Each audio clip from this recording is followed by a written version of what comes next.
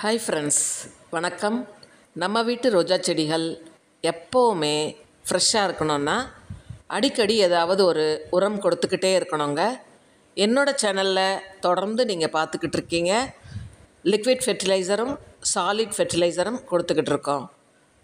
கோடையை தாண்டி இந்த செடிகள் நன்றாக வளர்ந்து இவ்வளோ அழகாக பூத்திருக்கு பாருங்கள்.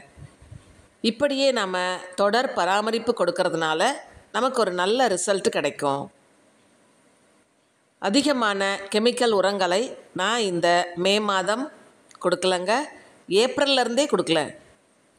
இப்போ கூட இதுவரைக்கும் கூட நான் கொடுக்கல.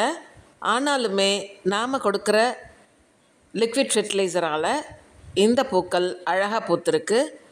கெமிக்கல் அதிகமாக உள்ள டிஏபியை நான் கொடுக்கல.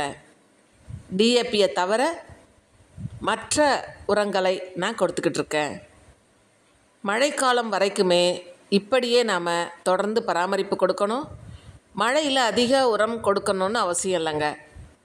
அந்த சீசனில் தானாகவே வளரக்கூடிய தன்மை மழை நீரிலிருந்து இந்த செடிகளுக்கு கிடச்சிரும். தொடர்ந்து புதிய புதிய கிளைகள் நிறையவே வரும். எங்கள் வீட்டில் பட்டன் பன்னீர் ரோஸும் ஃபேரி ரோஸும் நல்ல வளர்ந்துருக்கு. பூக்கள் பூக்கட்டும் வீடியோ கொடுக்குறேன். இன்றைக்கு நாம் கொடுக்கக்கூடிய உரம் NPK 1261-0. இந்த உரமானது செடியின் வளர்ச்சிக்கு உதவுங்க.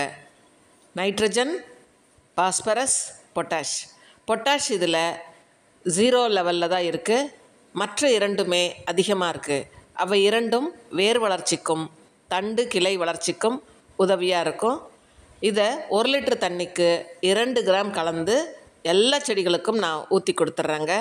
இப்படி கொடுக்கும் பொழுது வேர்களால் இந்த உரமானது உறிஞ்சப்பட்டு இப்போ நீங்கள் பார்க்குற மாதிரியாக அழகான துளிர்கள் நமக்கு வந்துடும். எங்கள் வீட்டில் எல்லா செடிகள்லையுமே நல்ல துளிர் இருக்குங்க. நான் ஏற்கனவே போட்ட வீடியோக்களை பாருங்கள்.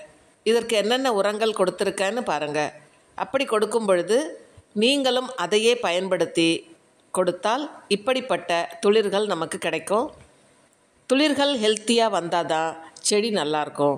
இந்த மொட்டை எவ்வளோ அழகாக இருக்குது பாருங்கள். செந்தளிர்களும் இருக்குது.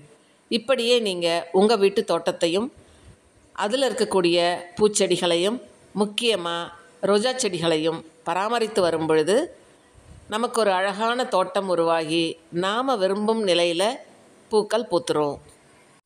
நீங்களும் முயற்சி செய்யுங்க. இந்த பதிவு உங்களுக்கு பிடிச்சிருந்ததுன்னா லைக் பண்ணுங்கள், ஷேர் பண்ணுங்கள், சப்ஸ்கிரைப் பண்ணுங்கள். பசுமையை போற்றுவோம், இயற்கையோடு இணைந்து வாழ்வோம்.